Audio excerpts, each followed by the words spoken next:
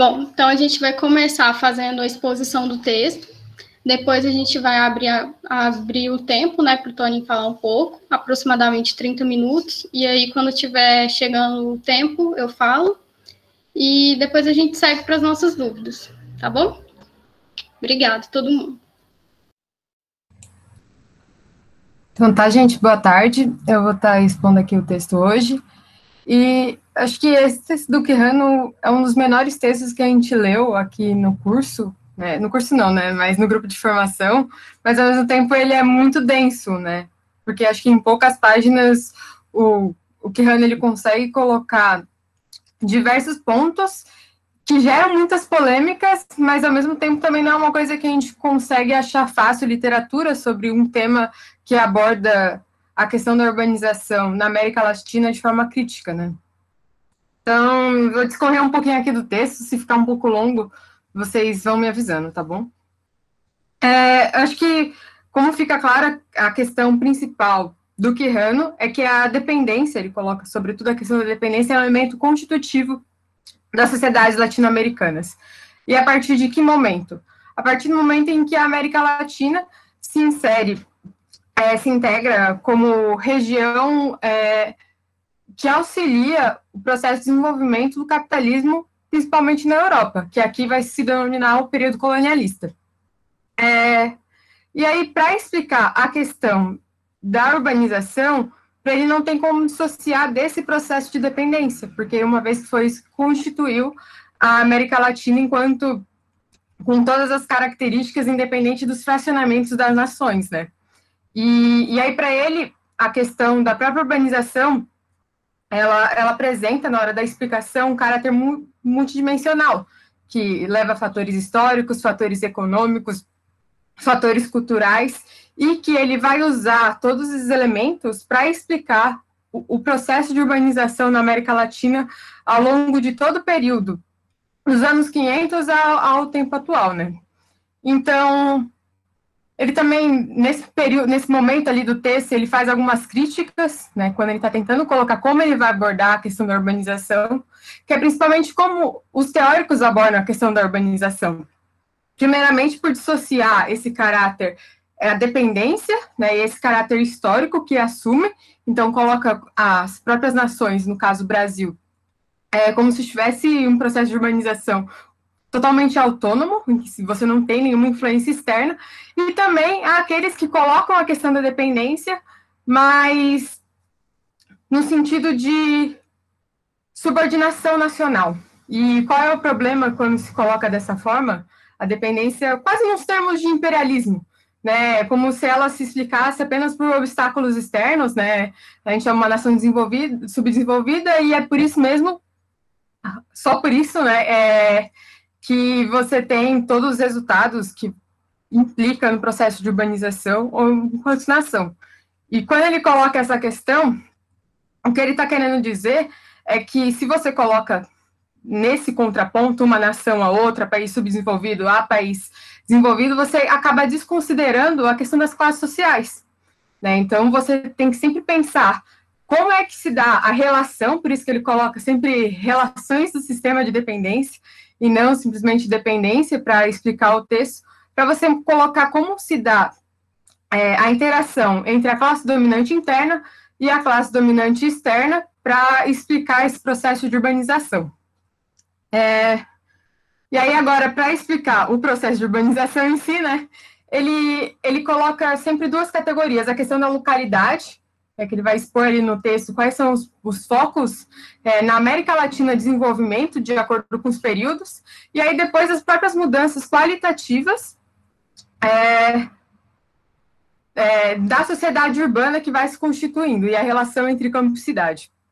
Então, para iniciar ali a questão da exposição de forma mais metodológica, com relação à urbanização, o marco histórico que ele vai usar também vai ser essa integração ao sistema ibérico. E por que isso, né? A gente também teve cidades anteriores aqui na América Latina, antes da colonização espanhola e portuguesa.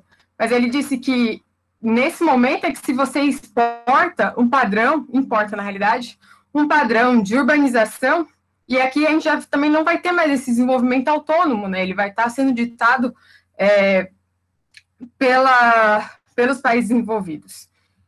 E aí, quando ele coloca essa questão, os primeiras regiões aqui na América Latina que se integraram aos países desenvolvidos foram ali as regiões do Pacífico Sul-Americano, e não as regiões aqui do Sul, que seria do Sul do Atlântico, que seria ali o Brasil, Buenos Aires, toda essa costa.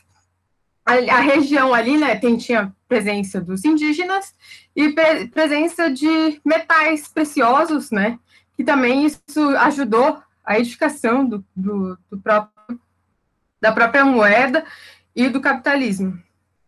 E aí, quando você tem essa mudança dos países envolvidos que está ali, né, sobre o poder, sobretudo do Portugal e da Espanha, quando você tem essa troca a partir do próprio desenvolvimento do sistema produtivo, que vai do comércio, desenvolvimento da manufatura, depois da Revolução Industrial, você tem a passagem desse poder das mãos desses países para os países da Inglaterra, França e alguns outros Países Baixos que vão ditar depois o desenvolvimento aqui, né, e quais são as regiões que vão se integrar futuramente a esses países. E nesse confronto, né, tem várias questões, né, que ele coloca principalmente a questão da mudança das rotas comerciais. Então, você tinha uma rota comercial ali que se dava pelo norte, né, para acessar o Pacífico, e aí depois a Inglaterra ela vem mais pelo sul do Atlântico. E aí vai ter uma inversão, né, desse polo, que antes era Panamá e Lima, para Buenos Aires. Então, principalmente ali estudado nos anos de 1800, acredito, de 1800 a 1900, e ali você tem um desenvolvimento dessas cidades, as cidades que também, isso está relacionado ao processo de independência dos países latinos. Então, os países naquela época que tinham esse maior contato com a Inglaterra e esses outros países orbitando, eles vão ter um maior desenvolvimento, uma maior modernização, em contraponto aos países ali do Pacífico sul-americano, que ele diz que vai sofrer um processo de ruralização. Só dando uma olhadinha aqui nas minhas anotações, tem alguns outros motivos também que ele coloca para que esse desenvolvimento aqui no Sul se dê de uma forma boa, vou colocar assim, que tem a questão que aqui a gente não tinha uma presença indígena tão grande, a gente tem um desenvolvimento de uma economia pecuarista e algumas outras questões que vão implicar numa maior modernização frente aos países andinos.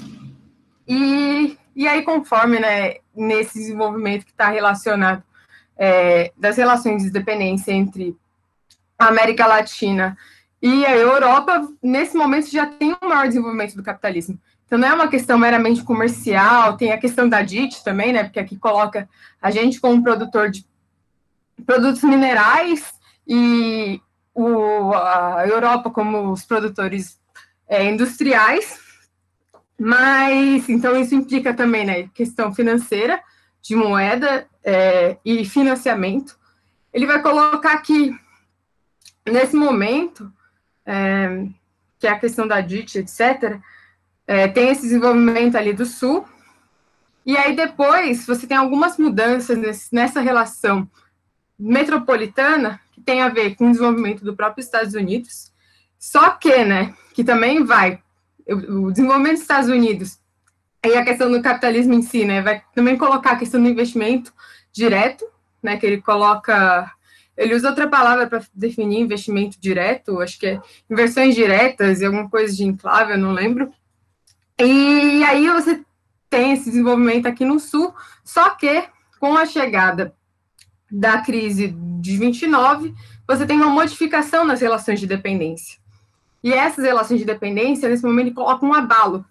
Ou seja, né, existe um afrouxamento do poder dos países envolvidos de controlar as economias subdesenvolvidas. E isso vai permitir que alguns países aqui do Sul se industrializassem. Mas, quando ele coloca essa questão, ele deixa muito claro que não é uma questão autônoma, porque ela está ditada justamente pela dificuldade que os países envolvidos estavam no momento de controlar essa economia subdesenvolvida, né? Então, ela não é um processo autônomo de nenhum modo, a industrialização aqui que alguns países da América Latina passam. E quais são esses países? Esses países eram justamente aqueles que estavam mais integrados à economia subdesenvolvida, ou à economia desenvolvida, e que por isso já tinham uma integração de padrão de consumo maior, que no momento em que você corta o recurso por causa da crise, se tem uma necessidade de produzir isso, né?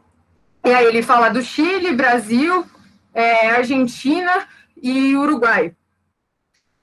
E aí, como vai se dar essa industrialização, que acho que é a questão mais importante?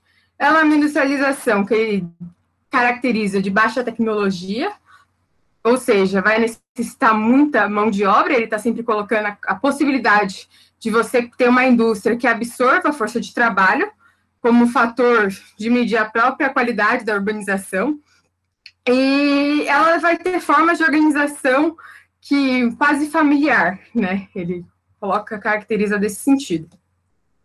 E aí tem esses países, enquanto os outros, né, que estão sofrendo os processos de ruralização, vão ampliar a dependência deles dos países envolvidos, que são os países que, nesse momento, não vão conseguir se industrializar.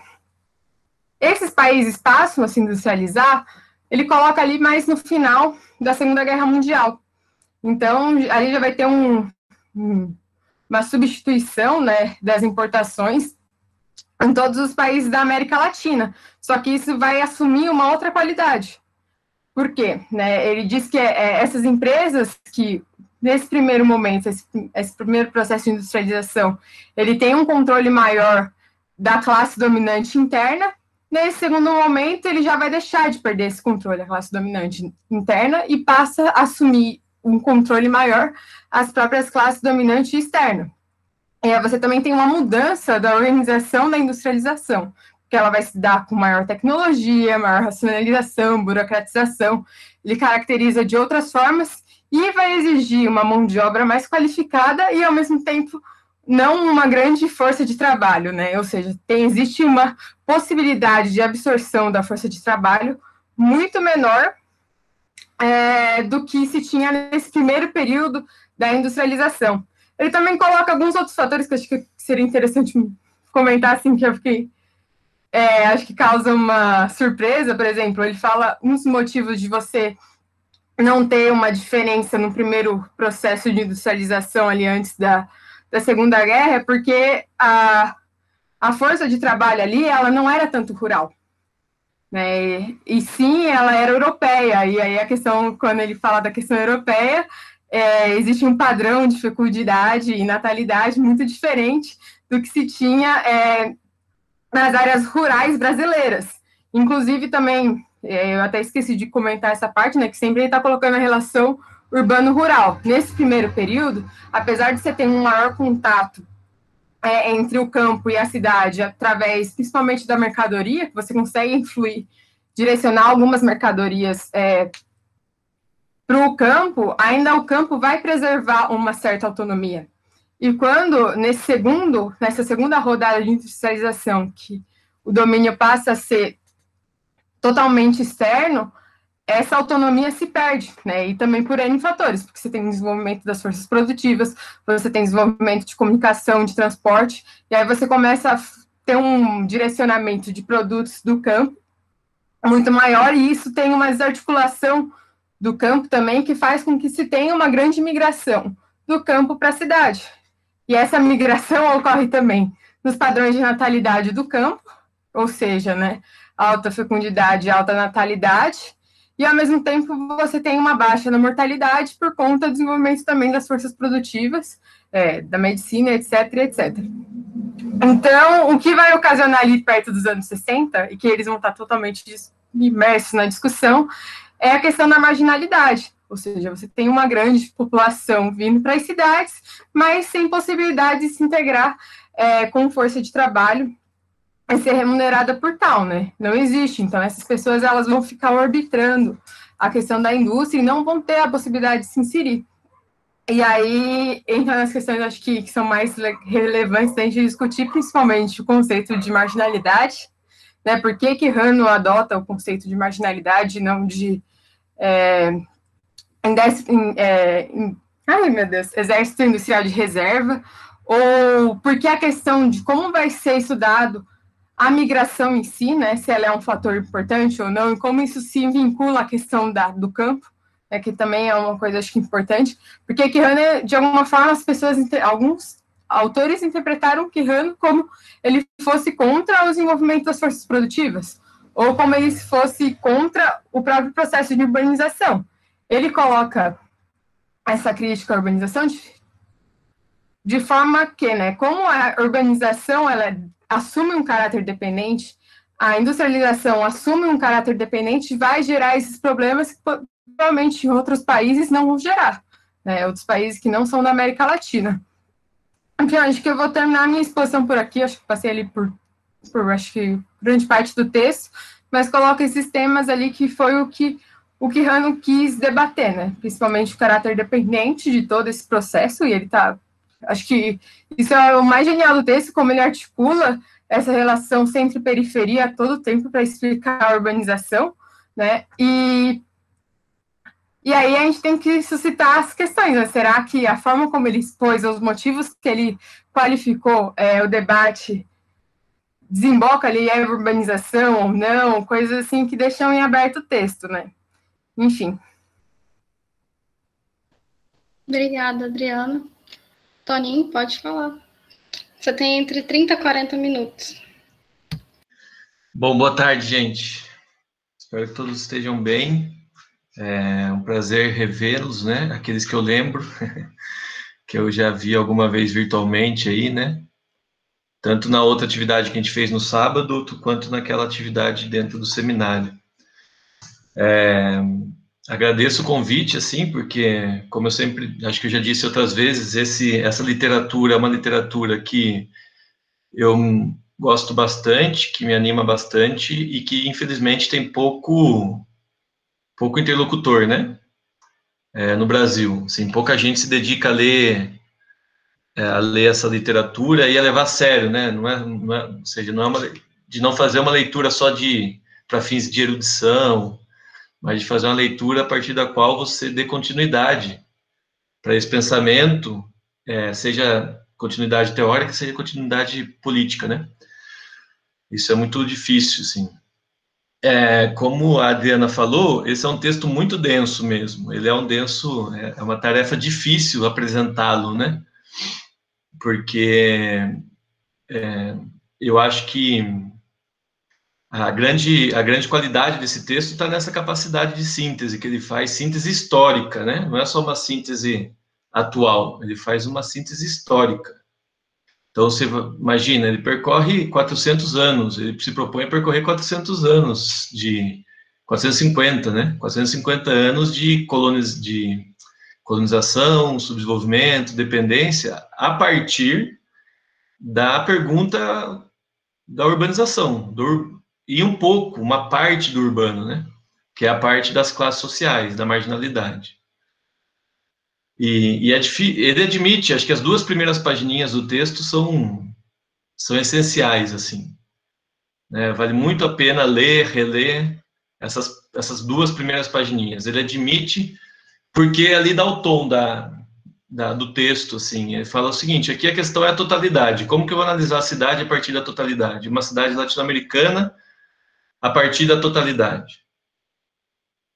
E por isso, esse texto, para mim, ele está de igual para igual, assim, ele representa para um pesquisador do urbano na América Latina o que o texto do Lefebvre representa para um pesquisador do urbano na Europa, o direito à cidade do Lefebvre, que, óbvio, tem algumas questões a mais de filosofia e tal, mas, do ponto de vista da análise da urbanização, o texto do Lefebvre não serve para nós. Quem serve, de fato, é esse texto. Né? O texto do Lefebvre, inclusive, né, nos coloca vários problemas que são não problemas, na verdade, né? Porque lá na Europa a cidade surge na industrialização, aqui no Brasil não. O problema da cidade do Lefebvre é o problema da cidade da industrialização. Aqui no Brasil, não. Aqui, como diz o Quijano, olha que interessante, o Quijano fala o seguinte: quem promove a urbanização no Brasil é a industrialização europeia. Olha que sensacional, né? Essa articulação. A industrialização europeia promove o urbanismo no Brasil. E aí, por que eu falo que isso é importante? Porque se a gente pega o Lefebvre, e aí a gente vai ficar no que a gente chama geralmente de endogenismo, que é buscando os fatores exclusivamente internos que desenvolveram a cidade no Brasil, na América Latina. E isso não dá para fazer. Não dá para fazer porque a gente já estava colonizado e dependente. Então, não dá para você levar em conta exclusivamente os fatores internos. Enfim, então esse texto, na minha opinião, ele é um texto, assim, que para quem quer entender a cidade na América Latina, né? A cidade é muita coisa, né, gente? A cidade, ela é uma coisa, assim...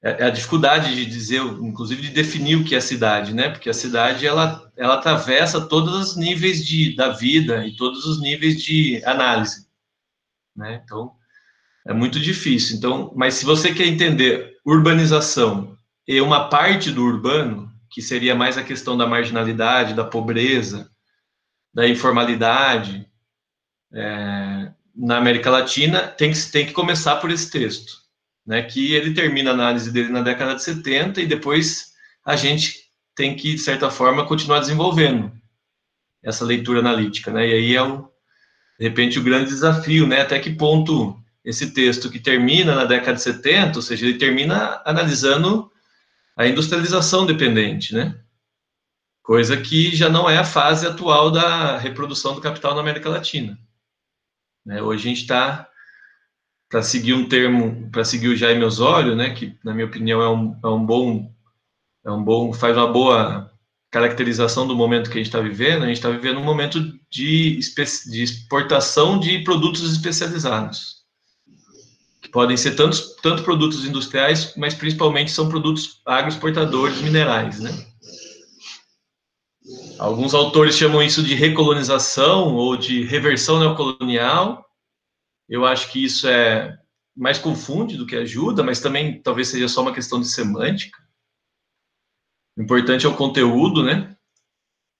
Enfim, então caberia a gente perguntar agora, assim, como que a urbanização continuou depois do processo, ao passar da industrialização dependente para esse momento de especialização, exportação de especialização de produtos, exportação de produtos especializados, né? É um termo super chato, a gente também tinha que fazer um negócio mais bonitinho. Reversão neocolonial é muito mais bonito e fácil de entender. Mas, enfim, padrão de reprodução do capital de exportação de especialização produtiva. Exatamente isso. PRCEP. Que está no texto do Jaime Osório, no texto do Jaime Osório, que está publicado pela Boitempo, né? Padrão de reprodução do capital. Então, assim, qual foi as transformações que depois da gente, na década de 70, se industrializar, agora a gente vê fenômenos como desindustrialização, que o pessoal costuma chamar, né? O retorno à agroexportação, ao minério. Então, as cidades... Eu não sei se vocês já fizeram, aqui tem alguém que é do sul do Pará, do sudoeste do Pará, do sul do Maranhão, Tocantins, dessa região ali, que pega o centro-oeste e nordeste, assim, né? Tem alguém dessa área, não? Aqui? Eu não sei se vocês já viajaram por ali. Eu tive essa oportunidade. Você encontra nos postos de gasolina dessa região, do sul do Pará até... Né, você vai do sul do Pará até o nordeste, assim, que vai sair lá na Paraíba. Você encontra erva mate para vender, mate chimarrão, né? Erva para chimarrão para vender. Por quê? Porque os gaúchos, né, principalmente, subiram, né, depois de subir o oeste todo do sul do país, chegar no Mato Grosso do Sul, os latifundiários, em grande parte gaúchos, eles foram plantando soja nessa região. Então, é uma região que se desenvolveu nesses últimos 30, 40 anos para exportar soja e minério de ferro, e tem cidade lá. Está promovendo uma urbanização. Totalmente diferente dessa urbanização que a gente geralmente trata, que é a urbanização paulistocêntrica, né? Desenvolvida a partir da industrialização dos anos 50, 60, 70, né? Então, discutir que tipo de cidade o capitalismo dependente, de que tipo de urbanização o capitalismo independente gera hoje, né? A partir dessa matriz analítica do Kihano. Bom, eu não vou, eu acho que o texto, embora ele seja denso, ele é razoavelmente compreensível, assim, não tem nenhuma grande complexidade teórica. Diferente de um texto do Rui Mauro Marini, lá com Dialética da Dependência, que é um texto mais abstrato, às vezes você fica perdido e tal. Então, eu acho que ler uma, duas, enfim, é um texto que sempre pode voltar a ler, que vale a pena. A gente sempre sai com uma nova ideia, com uma nova precisão, né, de alguma coisa. Eu não quero ficar entrando muito em detalhe no texto, também a Adriana acho que já colocou bem, assim, as questões principais. Eu quero só elencar algumas coisas que eu acho que o texto ajuda. Então, uma já elenquei, né? Qual que é o texto traz uma perspectiva analítica, uma forma de se fazer análise sobre urbanização e urbano. Então, qual é a vigência disso, né?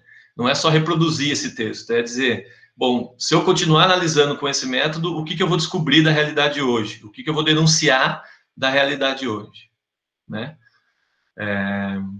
Então, essa é a primeira pergunta que a gente tem que se desafiar a fazer. Como que o Aníbal Quijano estaria analisando o urbano hoje, né? O Aníbal Quijano faz parte de uma leva de intelectuais aí que são, assim, fundamentais. Então, não é só esse texto, né? São vários outros textos. Depois ele vai para outra área, mas uma área da colonização do poder, né? Ele muda um pouco, mas ele não abandona essa perspectiva. Ele não é daqueles que renegam o que tinha escrito antes, ao contrário de outros autores. Ele continua na chave dependência, subdesenvolvimento, imperialismo, classes sociais, mas inclusive nesse texto, como acho que a Adriana colocou bem, o tema do poder já está presente. Inclusive ele define dependência a partir do conceito de poder, não a partir de conceitos econômicos. Da relação de poder entre as classes dominantes internas com as classes dominantes imperialistas, né? Isso é interessante, porque dentro da teoria marxista da dependência, a maior parte das definições são econômicas, assim, são mais materiais, né? Mais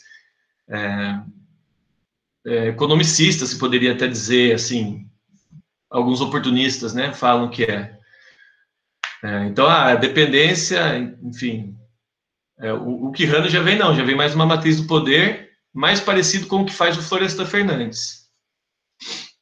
Só que bem antes dele, né? A partir desse texto, que eu faço a reflexão que eu trouxe muito naquele seminário, que é a reflexão de método de análise. Né? No seminário eu praticamente só tratei disso, porque eu acho que é a maior contribuição, assim, que se pode dar para alguém que está estudando o urbano. Porque a diferença, talvez, entre mim e vocês é que eu li mais, né, gente? E tenho mais experiência. Talvez, nem isso é garantido. Entre eu e vocês, né? Então, porque eu tenho um pouco mais de idade, né? Um pouco menos de cabelo. Mas, fora isso, não tem por que eu ficar explicando o texto, né? Eu não sou mais inteligente que vocês.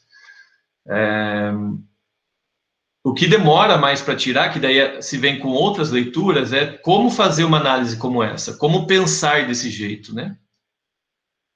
Então, quando eu falo que a cidade é muita coisa, e essa segunda contribuição que eu queria fazer mais curto do que eu fiz no seminário, que é que se a gente quer pensar algo, a gente tem que saber que existem níveis de abstração, né? O nosso pensamento, ele trabalha com níveis de abstração. Então, a cidade, que é uma síntese material concreta de várias determinações, a gente tem que ordenar ela no pensamento, senão fica meio caótico, assim. Eu quero estudar o canteiro, a produção do canteiro, como fazia o Sérgio Ferro, como faz o Sérgio Ferro, né? Já está vivo. Como faz o Sérgio Ferro. Tá, mas quer estudar o canteiro aonde? Em que país? Em que região do país? Em que estado? Em que cidade? Porque se estudar o canteiro na capital, em São Paulo capital, e estudar o canteiro em Paris, estudar o canteiro em Piracicaba, estudar o canteiro em Santo Antônio de Lisboa, é completamente diferente, assim. Agora, quer dizer que você não tem que você não tem determinações que são comuns a todos esses lugares, né? O fato de ser diferente não quer dizer que a gente tem que reconhecer que existem determinações comuns, né? Então, essa é a pergunta. Então, como estruturar o pensamento para dar conta, ao mesmo tempo, de toda essa realidade, né? De todas essas diferenças, sem dizer que cada objeto é um objeto completamente diferente do outro, então não dá para fazer teoria. Que é isso que muito se faz. Não sei se aqui a maioria é arquiteto mesmo, urbanista, ou não. Né? E se chega a conclusões... Quando você faz isso, você chega a conclusões de que cada realidade vai ter uma solução específica, né? Coisa mais bizarra da arquitetura, com todo respeito, não quer dizer que não se deva fazer, que, enfim, vocês são arquitetos, tem que viver também, tem que vender força de trabalho, enfim... Mas achar que vai resolver a vida do povo fazendo acupuntura urbana, né? Vou lá na favela fazer uma inserção, vou resolver o problema fazendo uma requalificação urbanística naquele bairro ali no maciço do Morro da Cruz. Bom, vai melhorar a vida dessas pessoas, assim como distribuir Bolsa Família melhora. Não tenho a menor dúvida, e tem que fazer, né? O Estado tem que fazer, enfim. A questão isso resolve o problema da urbanização dependente? Bom, se eu acho que não existe urbanização dependente porque cada cidade é uma cidade, então esse problema não está colocado para mim, entende? Porque eu acho que cada realidade é uma realidade completamente diferente da outra. Então eu vou fazer o que dá para melhorar a vida do meu povo aqui na minha cidade, no meu bairro, vou mapear as favelas e tentar resolver o problema. Eu não tenho determinações, né? E de fato, né, são tão diferentes as realidades de São Paulo, Florianópolis, Piracicaba, que é muito tentador de ir por essa linha. Então, eu não sei se já tiveram vocês já tiveram a oportunidade de participar de algum congresso da ANPUR, né, o ENAMPUR, Encontro Nacional dos Programas de Pós-Graduação em Arquitetura, Urbanismo e Desenvolvimento Regional e Regional. Mas ali, muitas vezes, você vê uma linha dessa muito clara, você vê só estudo de caso de Belo Horizonte, estudo de caso não sei da onde, estudo de caso não sei da onde, e você não vê uma linha teórica sendo desenvolvida a partir desses estudos de caso, e na grande maioria, se você faz uma pergunta, um debate na apresentação de trabalho, é a negação, não, essa aí, minha linha é outra, né? E foi o que aconteceu com o Lúcio Kovarik, né? Talvez antecipando um pouco o debate, mas depois eu vou chegar lá. O Lúcio Kovarik entrou nessa linha depois de estudar a partir do tema da marginalidade, ele falou, não, aqui as determinações macroestruturais não explicam o urbano. Tem que ir nas experiências micro para entender o urbano. Né? Isso aí é o pós-modernismo. Eu não vou aqui ficar sendo muito rigoroso em definir pós-modernismo, mas vocês, como estudiosos do urbano, estão tensionados por isso o tempo todo. Nós estamos. Pelo pós-modernismo. O grande inimigo teórico, o grande adversário, o grande concorrente teórico nosso, hoje, é o pós-modernismo. E aí vem o Quijano, ele nos ajuda com isso. Por quê? Porque ele faz uma síntese histórica, mas ele não elimina as diferenças locais. Tanto é que quando ele vai falar da industrialização, né, que ele vai chegando mais próximo da realidade dele, e, portanto, precisa ser mais específico, ele vai criando subtipos de urbanização de acordo com o tipo de industrialização. O que ele está fazendo nesse momento? Ele está descendo o nível de análise. Né? Ele estava numa análise lá em cima, porque ele precisava fazer sínteses históricas de 300, 400 anos, então ele vinha só falando das condições das determinações mais gerais. A hora que ele vai chegando na realidade histórica dele, mais contemporânea dele, ele fala, bom, né, aqui tem a dependência, tem a superexploração, tem a marginalidade, mas tem a industrialização dependente, mas essa industrialização dependente ocorre, a gente tem que admitir, ocorre de forma diferente em cada país. E dependendo de cada país, vai ter algumas diferenças da urbanização. Quer dizer que a gente não tem coisas comuns? Não, claro que temos coisas comuns. Quer dizer que, dependendo do nível de abstração que você está e onde você quer chegar, você tem que ir agregando elementos explicativos que valem para aquela realidade específica. Então, eu quero falar do problema da moradia em Florianópolis, ou do, que eu estava no exemplo anterior, eu quero falar do canteiro em Florianópolis. Eu tenho que falar da dependência, tenho que falar do imperialismo, mas se eu falar só isso e descer direto para Florianópolis, não explicou, porque vai ficar muito determinista. Então, eu tenho que falar do Brasil, né? Tenho que explicar Florianópolis antes de chegar na Ponta do Coral. E por que a Ponta do Coral é assim o assado? Não sei, saiu aquele empreendimento na Ponta do Coral ou a gente conseguiu evitar até hoje? Em Florianópolis aí. Eu acho que tá andando para acontecer. Ah, não produziu ainda o resort lá? Não, ainda não. Então, entende? Então, assim, eu tive que descer diversos níveis de análise, né? Do mundial, que é o capitalismo imperialista, para a dependência, que é o que vigora na América Latina, para o Brasil, para chegar em Santa Catarina, Florianópolis, e chegar no canteiro do resort, porque que está produzindo daquele jeito, na Ponta do Coral.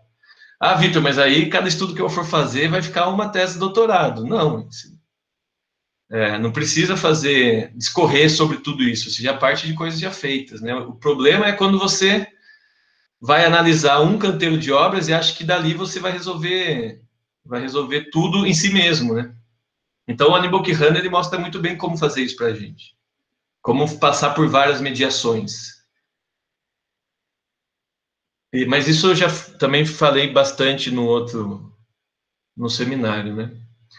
Aqui eu queria talvez de repente perder um pouco mais não de tempo, mas também trazer uma coisa que não deu para trazer no outro seminário, que é um pouco de onde que está inserido esse debate do Kirwan, né?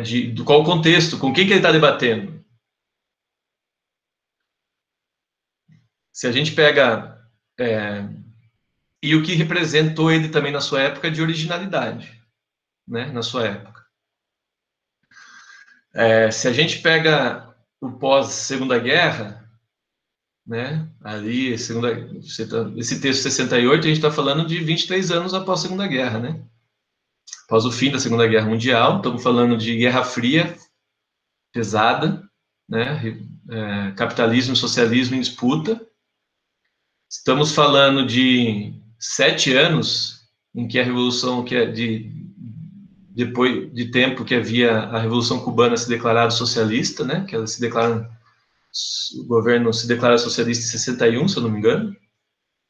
Então, assim, o que estava em jogo naquele tempo? O que estava em jogo era o problema do subdesenvolvimento.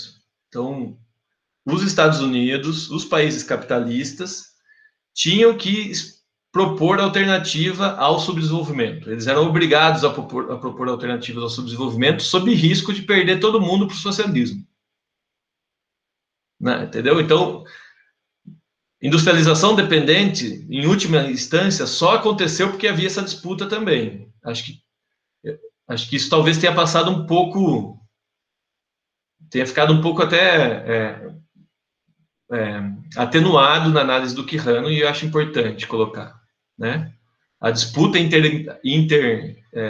disputa mundial entre socialismo e capitalismo também foi fundamental para você ter esse processo de industrialização dependente. Como promessa de solução ao subdesenvolvimento. Porque qual que era a análise que os centros imperialistas ofereceram para nós?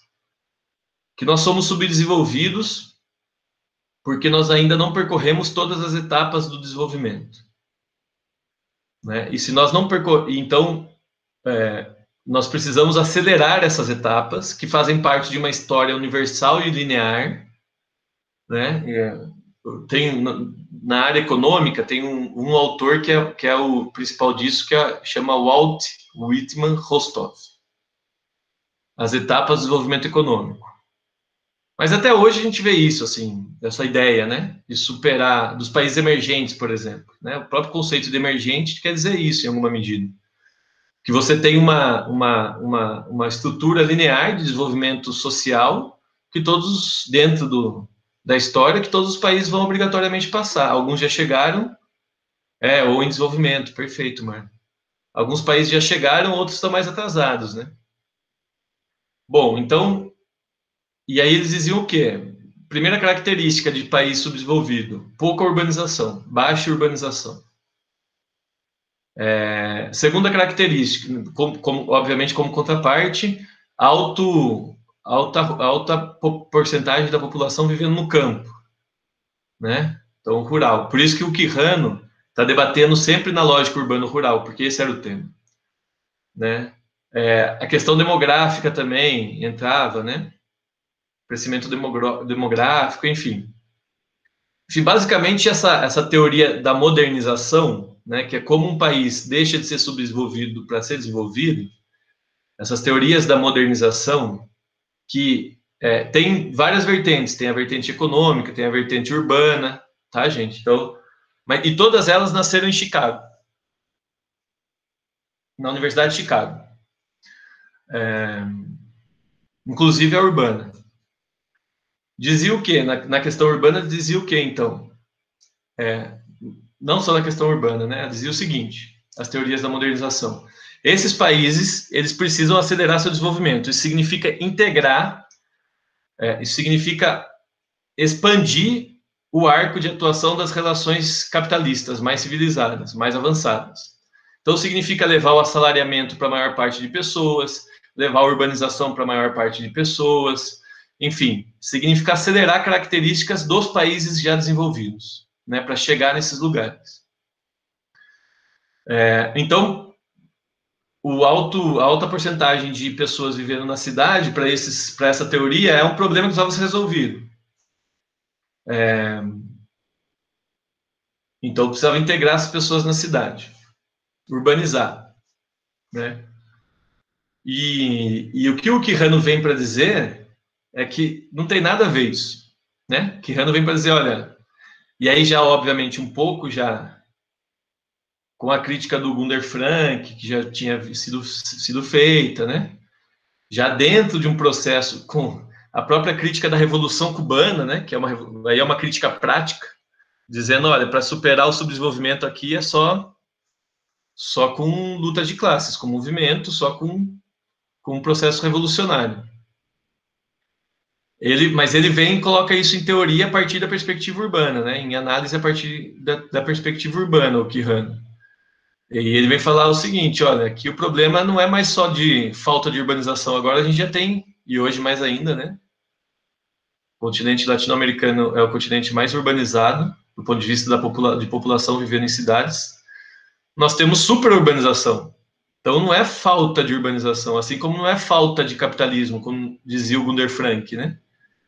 Quando o pessoal dizia que, inclusive, partidos políticos de esquerda, né, o próprio PCB, na época dizia que o problema era fazer a revolução burguesa, porque a gente ainda tinha os traços feudais amarrando, né?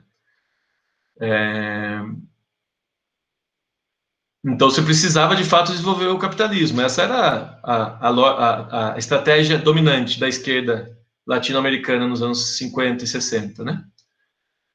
E que nos levou às derrotas históricas também, não só isso, né? Também o poder do inimigo, que foi maior, né? A gente, às vezes, só olha para nós mesmos e não olha para o inimigo, né? Que conseguiu nos vencer. E aí, e é isso, o Quijano, ele vem e fala, na questão urbana, isso aí é furado, né? Mas ele não é o único, então eu até peguei aqui algumas coisas. Ele não é o único, mas é o primeiro. Então, se você pega, eu queria deixar algumas referências, né? Não sei se vocês tiveram tempo, enfim. A Claxo lançou uma antologia dele, Questões e Horizontes. Então, se vocês procurarem no Google, né, Claxo, Questões, está em espanhol, né, Cuestiones e Horizontes, Antologia Aníbal Quijano, vocês vão ver um belo texto introdutório de síntese de toda a trajetória intelectual do Quijano, feito pelo Daniel. Vocês vão ver lá toda a bibliografia do Quijano disponível, vocês vão ver que ele já começa a discutir questão urbana. Esse texto é um texto de síntese, de 68, porque ele já está produzindo textos sobre a marginalidade, sobre a questão urbano-rural em 66, né? Posso sim, Questões e Horizontes. Aníbal Quijano, Antologia. Da Claxo, né, que é um grupo de trabalho aí de uma instituição de pensamento de sociologia na América Latina, muito importante. Isso. Obrigado, Marco. Essa antologia está muito boa, dá para pegar bastante coisa. Tinha outros autores que nessa leva também foram discutindo esses temas, né? O Gunder Frank, se me perdoem a redundância, a gente está discutindo, mas agora eu estou tentando fazer esse trabalho mesmo de passando mais coisas que estavam sendo debatidas naquela época, tá, gente? De socializar com vocês essas leituras. Então, assim, o primeiro coletânea no Brasil que tenta romper essa lógica da teoria da modernização, né, das teorias da modernização, é um livro chamado Urbanização e Subdesenvolvimento, que tinha basicamente a linha da CEPAL, né, tá pela Zahar, essa aqui que eu tenho, acho que é a primeira edição, é de 69, esse livro. Tem o organizador, também uma pessoa que trabalhou na CEPAL, porque esse texto do Quijano foi produzido dentro da CEPAL, né, na época. Então, já é a virada da CEPAL desenvolvimentista, que a CEPAL nasce com as teorias da modernização e vai virando, né. Então, a CEPAL também dizia que precisava industrializar para superar o subdesenvolvimento, que esse era o problema do subdesenvolvimento. Mas aí percebe que industrializou e não resolve. E até piora, né? E a questão urbana, gente, é a questão que chama a atenção de todo mundo nesse processo, que nega a teoria da modernização. A principal fenômeno sociológico que fala, vocês estão vacilando, vocês estão errados, vocês estão numa linha errada, é a questão urbana, porque peguem os documentários do que significava São Paulo na década de 70, né? Processo de industrialização gigantesca, o trabalhador da Volkswagen tendo que fazer ocupação urbana para garantir moradia. Como assim? Ué, se o problema era industrializar, capital estrangeiro, com o apoio do Estado, vindo para a principal metrópole, e as pessoas que são assalariadas por esse capital não conseguem pagar a sua própria moradia, tem que ocupar, tem que invadir, né? Então, não é esse o problema, né? Não é industrializar, e sim a relação de industrialização que se tem por trás dessa industrialização, né? A relação de assalariamento, a relação de dependência, de subdesenvolvimento. Então, essa coletânea já faz parte dessa tentativa de explicar essa realidade que estava negando a teoria hegemônica da época. E aí eles escolhem justamente o texto do Gunder Frank para abrir essa coletânea, né? O texto que abre a coletânea, essa coletânea é organizada por um cara chamado Luiz Pereira, que é um cara que eu gostaria de saber mais sobre ele. Pouca gente fala sobre ele na questão urbana. Mas ele fala na introdução que ele escolhe o texto do Gunder Frank, que chama Desenvolvimento do Subdesenvolvimento na América Latina, né, um textinho de 15 páginas, porque esse é o texto que consolida um pensamento mais geral, ou seja, um texto mais determinante, né, de um nível de abstração maior. E depois vem alguns textos específicos. O próprio Luiz Pereira depois tem outros livros que ele organiza. Então, um livro que ele organiza também, esse Luiz Pereira é da Universidade de São Paulo, e que tem muito a ver com o que... Olha, rapaz, tem...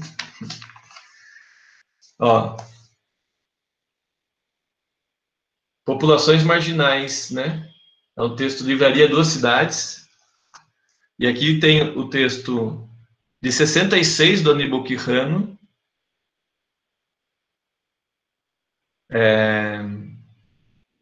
um texto de 66 sobre o conceito de marginalidade social, depois tem o texto do José Num, e depois tem outro texto do próprio Quijano, são 4 textos nesse livro. Inclusive esse livro que vocês mandaram, né, que vocês mandaram porque ou eu não sabia, eu tinha esquecido que esse texto que a gente leu tinha em português. Eu tinha esquecido, eu não sabia, eu tinha esquecido. Então, eu tô atrás desse livro, não consegui encomendar na estante virtual. Não sei se alguém tem o índice ou o livro inteiro em PDF. Gente, no final dos anos 60, o debate é esse: como resolver essa questão da marginalidade? Porque a teoria da modernização dizia que se você urbanizasse, industrializasse, esses marginais que tinham saído dos campos, dos grotões do interior, eles iriam ser incorporados, eles iriam ser civilizados. Só que não, né, não foram assim. Continuaram invadindo, continuaram ocupando, produzindo favelas, continuaram... Então, sem cair numa visão racista, né, de dizer um problema genético, um problema de clima, um problema... Como explicar, né? Então, esse era o debate. O Quijano, para mim, é o que faz a melhor síntese nesse período, né? E aí, bom, eu já mostrei esses 2 livros, o outro que inclusive tem esse texto, é esse aqui, né? Imperialismo e Urbanização na América Latina, que o Manuel Castells organiza. Manuel Castells todo mundo já ouviu falar, né? Todo mundo que é da arquitetura já ouviu falar de Manuel Castells. Pois é. Essa é a minha grande birra. Porque todo mundo ouviu falar de Manuel Castells e pouca gente ouviu falar de Aníbal Quijano. Então, a próxima vez que algum professor de vocês falar que tem que ler a questão urbana do Manuel Castells, vocês levantam a mão. Professor, a gente pode ler o Quijano antes? Porque ele discutiu a América Latina e ensinou o Manuel Castells. Essa que é a verdade. O Aníbal Quijano, um peruano indígena, ensinou o espanhol, né, radicado na França, o que é a urbanização na América Latina. Só que o povo fica dizendo que foi o contrário. Imperialismo e urbanização na América Latina. É um livro grosso. Um livro grande, assim, parece meio manual o formato dele.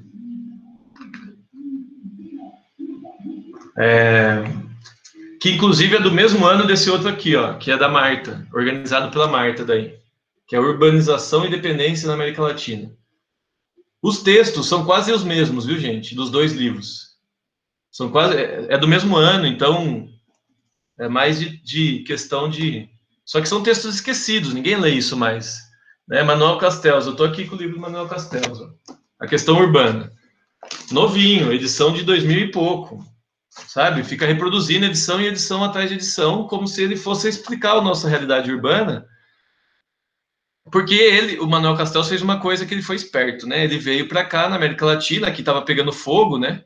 Revolução Cubana, Revolução Chilena, Revolução Boliviana, ditadura. Veio para cá e entendeu o que estava acontecendo. A Europa não tinha mais... A Europa foi derrotada em maio de 68, né? Então... Ele veio para cá e começou a chupinhar. Duro que vocês publicam no YouTube depois essas coisas, né? Mas, enfim. E começou, enfim, a beber do Aníbal Quijano. Só que, claro, o francês, né, o espanhol, com diálogo na França, quando ele escreve, todo mundo inteiro lê e acha que foi ele que inventou. E o problema é que até os latino-americanos, e no caso, principalmente o Brasil, com pouca envolvimento na América Latina, fica dizendo que foi o Manuel Castells que falou de urbanização dependente. E que foi porque o Manuel Castells falou que o Quijano começou a falar. E não é raro a gente encontrar esse tipo de leitura. A urbanização dependente é uma leitura determinista que veio influenciada pelo estruturalismo francês, do Althusser, influenciado que influenciou Manuel Castells e que influenciou a América Latina. Essa é a visão dos caras. É terrível, terrível, assim. Né? É um tipo de colonialismo intelectual que inclusive oculta o que a gente produziu de mais original. Né? E o Aníbal Quijano, então, ele ensinou, isso tem que ser falado, ele ensinou Manuel Castells. Né?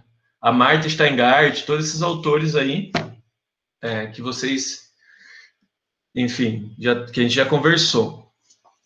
Aí, bom, a gente tem como eu estava dizendo, a questão, por último, acho que com isso eu vou encerrar, não, ainda não. A questão o grande problema era essa massa marginal, que a Adriana falou, massa marginal. Como chamar isso?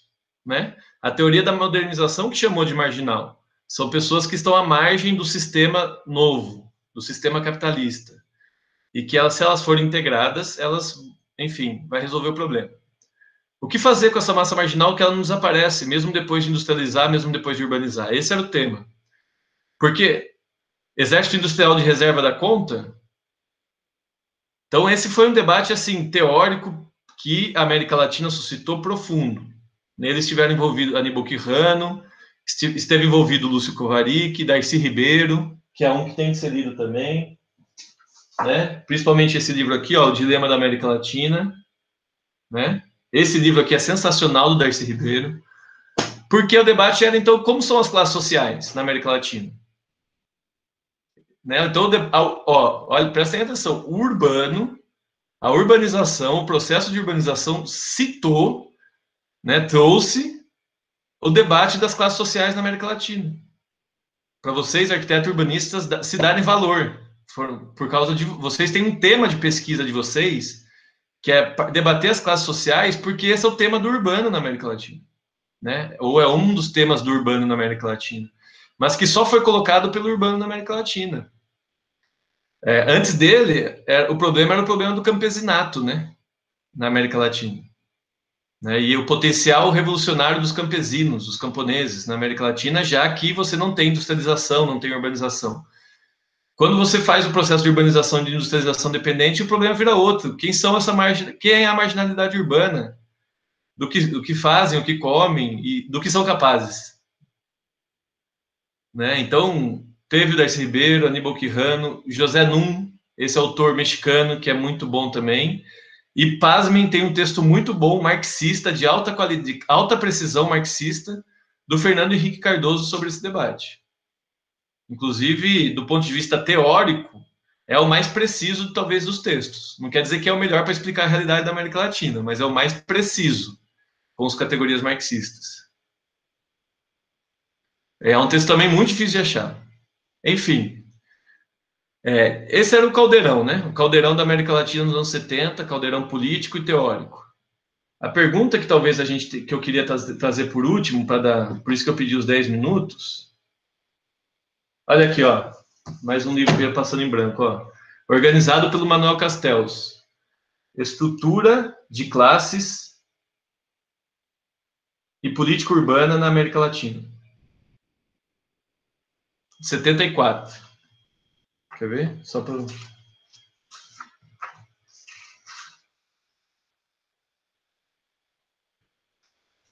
É um texto do FHC, eu vou ver se eu acho. É um artigo, não é um livro, tá? Não está em livro esse texto. Depois, se eu não achar agora, eu passo. Esse livro que eu mostrei por último é de 74. É dessa edições CIAP, que parece que era um instituto argentino e publicava muito debate urbano. Tá, eu vou achar assim, gente. Tenho que limpar aqui os alfarrábios. Mas aí a pergunta, por que isso tudo sumiu, né? O Kovarik, a gente já falou sobre ele. Vocês já fizeram alguma atividade sobre o texto do Kovarik também? Não? Não? Tá. Kovarik, na minha opinião, tem que ler os dois, né? Mas principalmente esse aqui, Capitalismo e Marginalidade, na América Latina. E ele vem na mesma toada. Teotônio dos Santos, Gunder Frank, Aníbal Quijano, discutir a marginalidade, né? Que a marginalidade aqui ela é reproduzida o tempo todo, né? Enfim. Por que foi abandonado isso? Por que isso sumiu da pauta? Sumiu da pauta, em primeiro lugar, com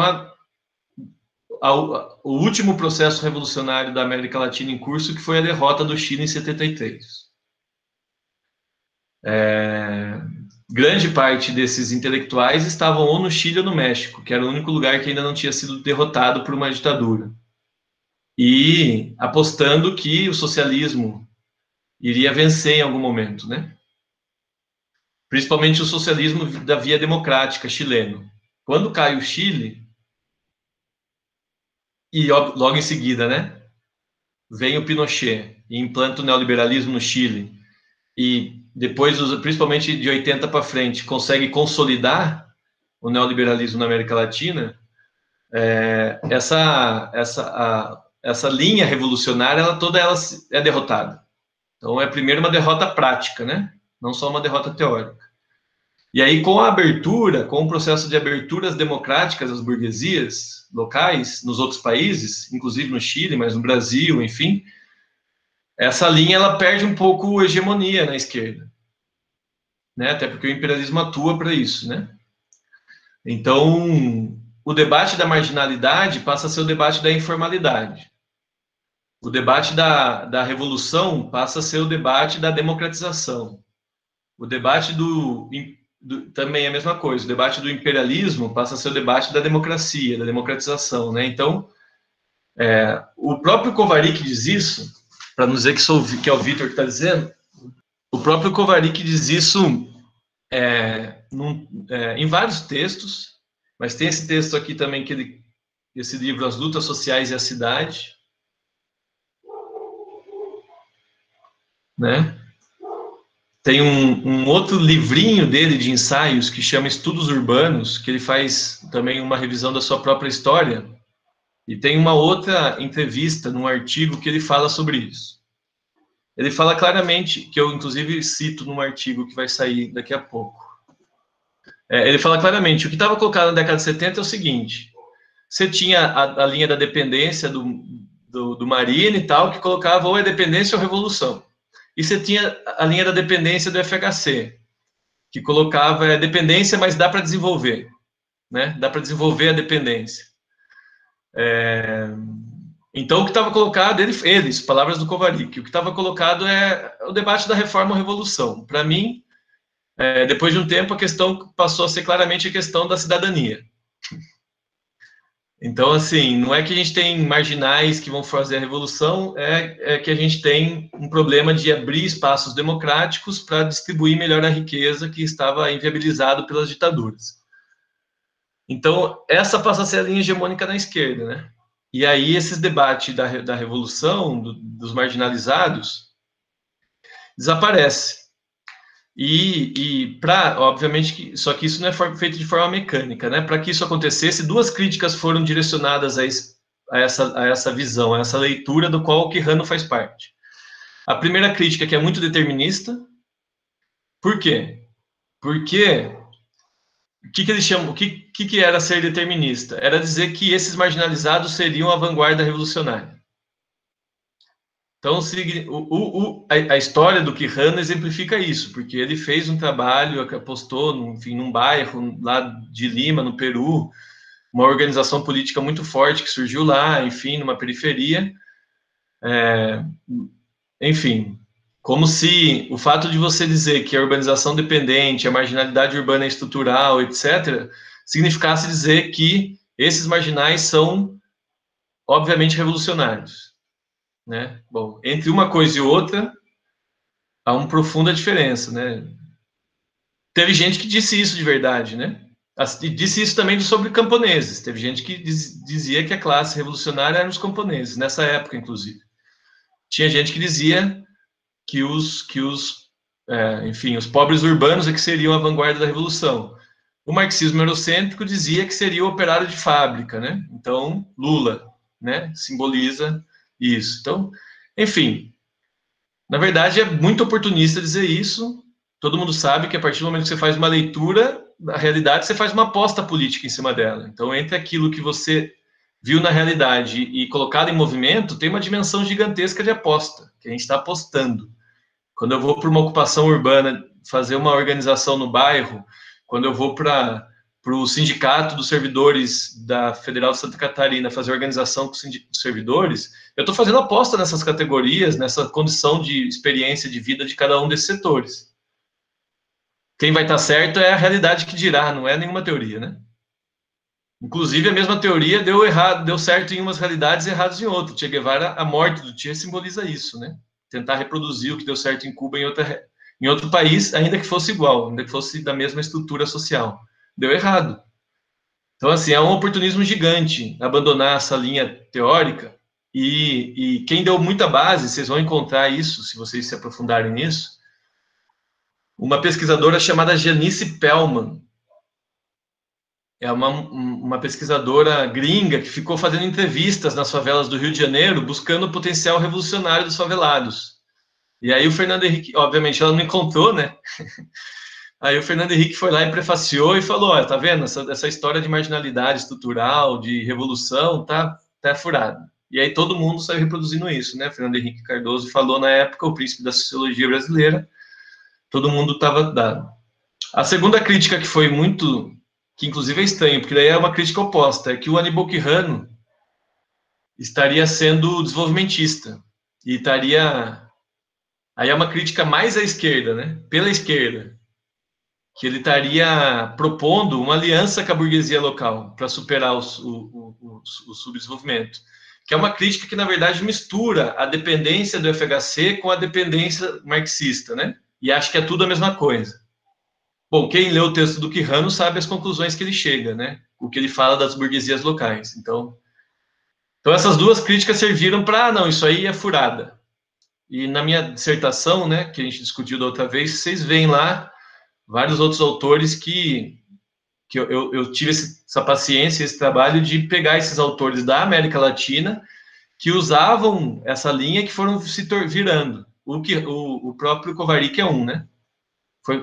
Eu chamo de um processo de, para usar um termo do Gramsci, né, sobre a esquerda, de adjornamento, que é um processo de virada intelectual, de virada teórica no pensamento urbano na América Latina nos anos 80.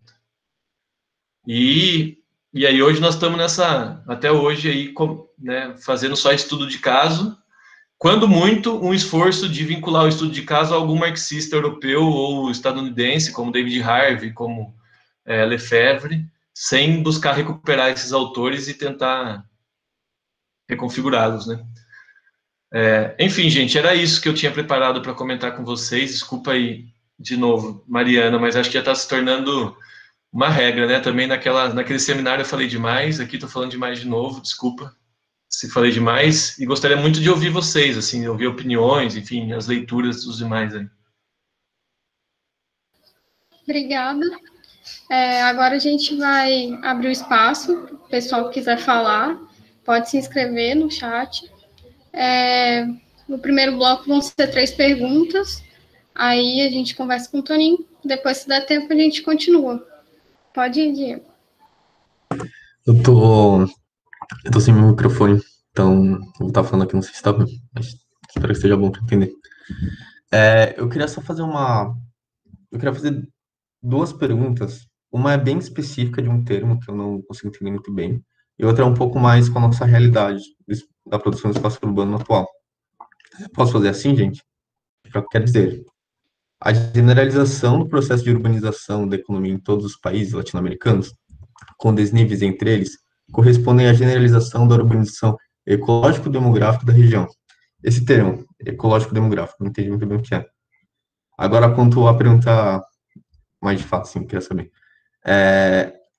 Desde que ele escreveu esse livro, teve vários processos da produção do espaço urbano que esteve ao longo desses anos e que mudaram bastante coisa. Ali nos anos 2000, eu acho que já faz 20 anos, teve um marco importante, que foi o Estatuto da Cidade, né? Que ele dá alguma clara diretriz e algumas funções sociais que os espaços urbanos devem promover e que o Estado também deve promover, né? Eu queria entender como essa lei, como esse estatuto, ele ignora, ele apresenta limitações dentro dessa lógica de dependência, né? Queria entender como se pode analisar essa dialética de dependência dentro da produção do Estatuto da Cidade. Obrigada, Diego. O André pode falar também. Boa tarde, pessoal. Primeiro, eu queria agradecer pela oportunidade, pela palestra, que foi muito boa, muito produtiva, coisa que não acontece muito na academia. Eu queria fazer 2 perguntas, na verdade. Eu faço uma só, ou faço as 2 logo? Pode fazer as 2. Tá, eu anotei aqui. Bom, eu já vou dizer logo que eu sou da geografia, então o David Harvey, por exemplo, como foi citado, é um autor que eu costumo ver. O que não acontece, por exemplo, com Aníbal Quijano, né? A gente vê mais na geografia o Castells, né? E eu queria saber, eu não sei se vocês vão conseguir me responder, que isso é um pouco mais para geografia, né? Que tem um pouco a ver com Milton Santos, mas quando Milton Santos diz que um novo processo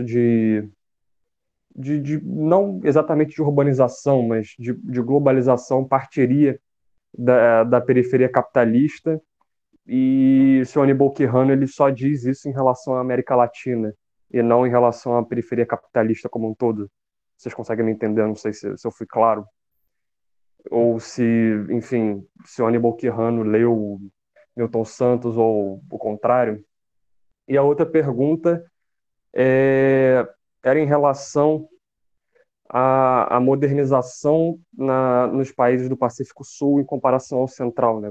Foi no início da palestra. Que vocês apontaram que a América Central, né, a América Central ela passaria por um novo processo de ruralização.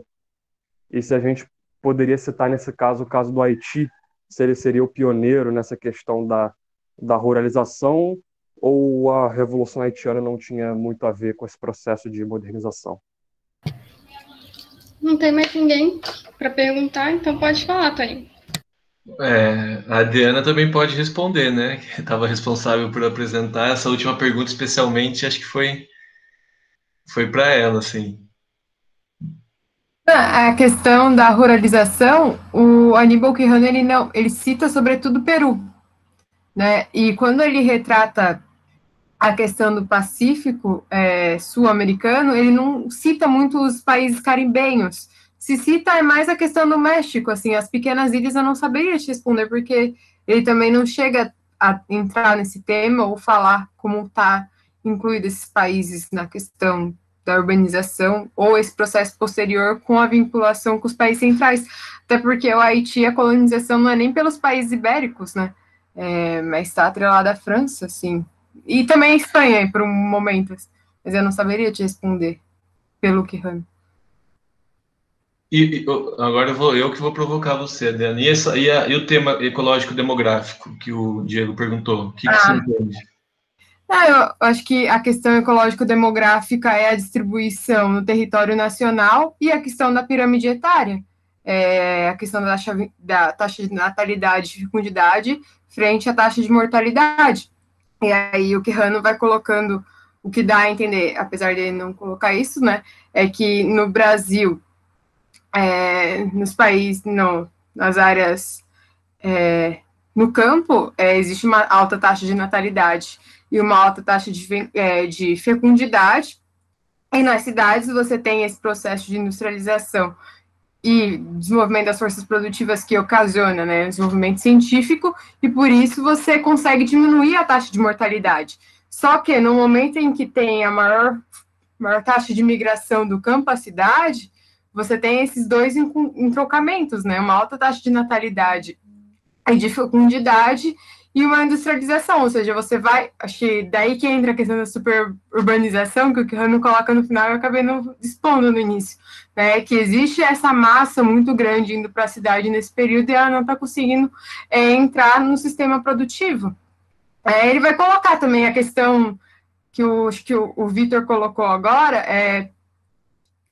da ecológico-demográfica com relação às cidades, né, o relacionamento entre as cidades, que ele também coloca a questão da dupla dependência por parte do campo, né, porque ele não só é dependente agora com relação ao externo, mas entre as próprias cidades, né, existe a relação campo e cidade, que já não tem mais essa autonomia, que acho que isso também é uma boa provocação para pensar o hoje, né, que é bem diferente, e aí também você vai ter a questão da primazia urbana, que ele cita ali no início também, né, que é essa questão de como vai ser a relação entre as cidades, né, pode até gerar uma dupla dependência, porque uma vai, com um maior desenvolvimento das forças produtivas, ela vai acabar se impondo sobre as outras que vão ficar refém desses produtos que são produzidos nessas áreas, né. Enfim, agora acho que eu não sei se eu respondi, mas diria isso. Enfim, eu gosto disso, acho que a gente está online, né? Não quero ficar como o oráculo aqui. Muitos de vocês leram o texto, devem ter opinião sobre isso, essas questões também. Então eu provoquei a Diana porque ela já estava com a responsabilidade de apresentar o texto. E se mais alguém quiser responder ou tentar responder as perguntas, gente, não acho que as perguntas seriam só para mim, né? A gente está em debate coletivo. Eu também entendo, Diego, essa questão ecológico-demográfica é pouco utilizada hoje em dia, né? Você não vê muito esses temas, esse tema, né, esse conceito, essas palavras no vocabulário da sociologia hoje, né? Ecológico-demográfico. Mas o que ele está... O que eu entendi que ele está tentando fazer, o que Rand está tentando explicar a urbanização na América Latina. Então, em primeiro lugar, existe uma urbanização latino-americana, né? Não existe só a urbanização brasileira, a urbanização peruana, a urbanização cubana, existe uma urbanização, existem características gerais da urbanização latino-americana. Aonde que eu vejo essas características? Né? Qual fenômeno ou qual observável da realidade me mostra que tem coisas semelhantes? Então, aí que ele vai usar duas chaves, né? Dois fenômenos. O perfil, como que ele fala? Perfil, deixa eu abrir aqui. Perfil da rede urbana, né? O que é o perfil da rede urbana? O perfil da rede urbana é o seguinte, gente, que aliás é um... Por que eu estou, né, chamando a atenção? Porque isso está presente até hoje, né? Eu não lembro exatamente o que eu fiz, o que eu apresentei naquele seminário, talvez vocês já tenham visto isso, que eu quero apresentar para vocês agora. Uma imagem, né? Eu sei que vocês são muito visuais. Eu gosto dessas imagens noturnas aqui.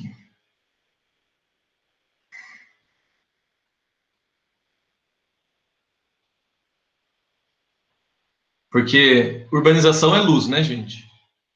Você não tem cidade sem luz. Isso aqui é perfil de rede urbana. Olha o perfil da rede urbana nos Estados Unidos, perfil da rede urbana na Europa, a sua distribuição no território, né? E olha o perfil da rede urbana na periferia. Ah, mas é bom que a gente está protegendo a Amazônia.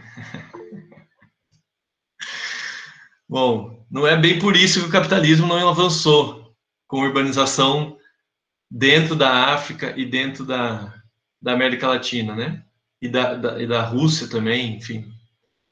O capitalismo não avançou para dentro desses países porque quer ter um perfil mais concentrado territorialmente nesses países. Tá, mas concentrado podia ser no interior. Esse aqui é o Brasil, né? Por que não está concentrado aqui no meio, está concentrado só no litoral?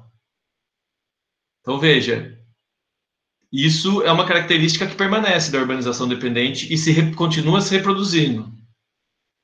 Exatamente. Porque economias dependentes e periféricas são voltadas para fora e não para dentro. Né? Até hoje. Então, mesmo que tenha havido uma grande interiorização, eu até falei para vocês, né, nessa região do sul do Pará até o Nordeste, você está tendo um processo de ocupação capitalista, né, de nova colonização do capital nos últimos 30 anos, mas é soja, grandes extensões de terra com soja. O tipo de cidade lá que vai surgir lá não é o tipo de cidade que vai exigir esse tipo de eletrificação, por exemplo, que acontece nos países europeus. Inclusive, tem uma outra coisa, aí vai falar, mas isso é porque demora, a gente está interiorizando, mas vai demorar, né? Foram 400 anos de desenvolvimento urbano litoralizado, né? No litoral, por causa das exportações, então é mais demorado. Mas o sistema financeiro atua na mesma lógica, né? E aí entra o debate, além da litoralização, né, do perfil da distribuição urbana no território, que ela é comum a todos os países da América Latina, entra aquela questão que a Adriana acabou de falar de primazia urbana ou de colonialismo interno, que algumas cidades, alguns locais dentro do país fazem com os demais países, né? Então deixa eu passar um negócio. Se antes, essa aqui vamos lá, essa aqui eram as rotas de navegação, né? Que colonizaram a gente. Então você não tinha uma relação entre Brasil, Potosí e Lima, por exemplo. Você não tinha correntes de comércio interno, nem no próprio Brasil, e muito menos entre o Brasil e outros países da América Latina. Né? Então, o Brasil se relacionava com os países vizinhos, ainda hoje, através da mediação dos países imperialistas. Né? Seja no comércio, seja hoje com o simples...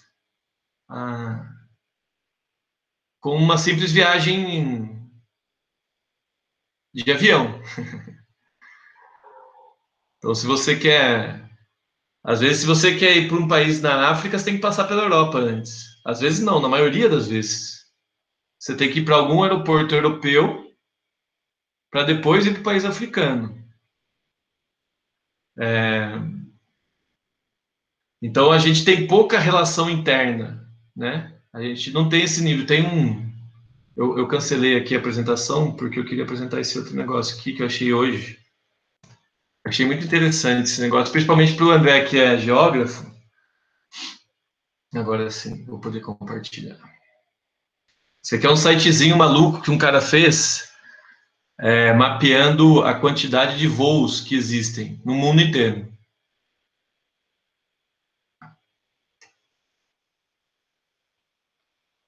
Como se eles estivessem acontecendo agora, né? Então a gente consegue ver os voos que estão acontecendo agora, porque ele mapeou isso.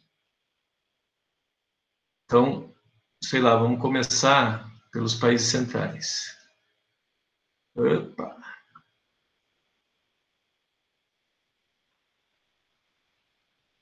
Vou aumentar um pouco a rota aérea. São voos, rotas aéreas, viu, gente? Então, aqui é os Estados Unidos. A gente mal vê o território de tanto avião que tem sobrevoando o interior dos Estados Unidos. Né? A gente mal consegue ver o chão.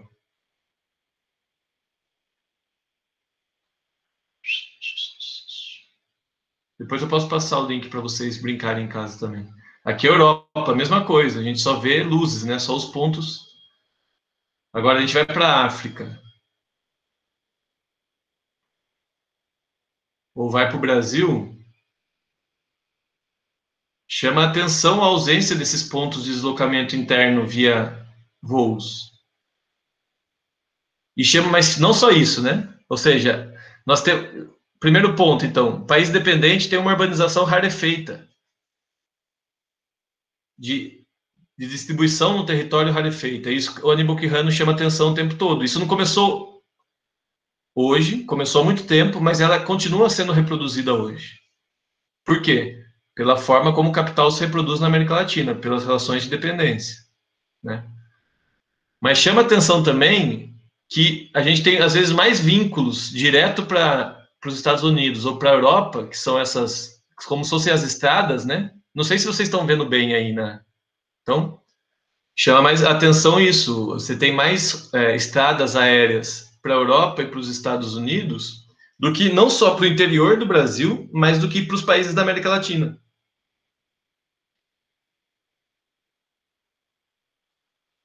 Então, isso diz muito sobre a nossa urbanização, sobre o perfil da nossa rede urbana. E é a primeira forma da gente observar, né? Então, o perfil da rede urbana, todos os países têm um determinado perfil de rede urbana.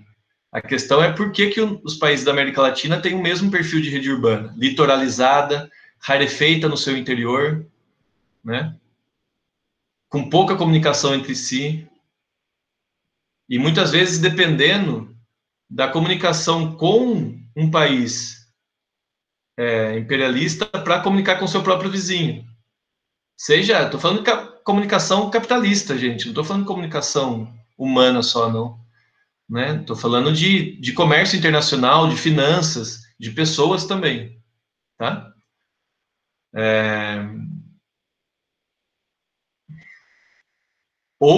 E aí eu estava falando a segunda característica, que dentro desses países você também tem submetrópoles, né?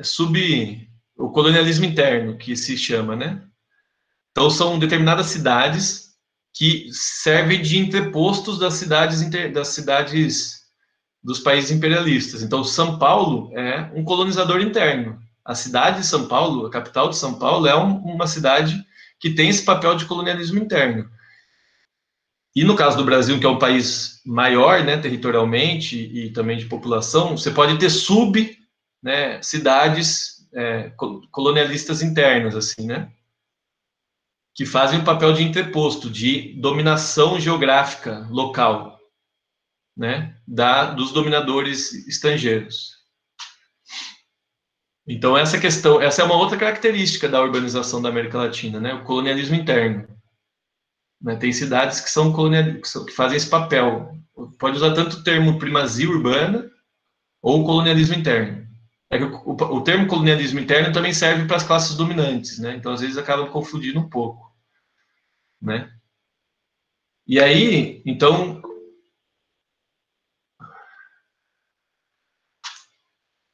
Dá para viajar, essa pergunta aí do subimperialismo. Dá para viajar ainda.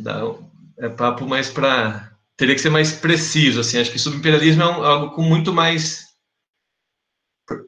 Porque no caso do subimperialismo, a gente está falando do Brasil sobre outros países, né? Tem a ver, né? A lógica, assim, o raciocínio, mas no caso das cidades ou das regiões que são colonialismo, que fazem colonialismo interno, é para dentro do próprio país. Tá? E aí, obviamente, as determinações são diferentes, porque você dominar outro país, ou se ser hegemônico em relação a outro país, é muito diferente de você ser de uma região do país ser hegemônica sobre outras regiões do próprio país, né?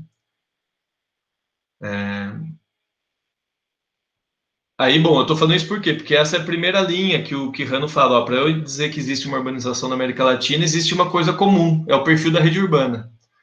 A segunda coisa é a questão ecológico-demográfica, que é a pergunta do Diego. Não esqueci, não, era aí que eu queria chegar.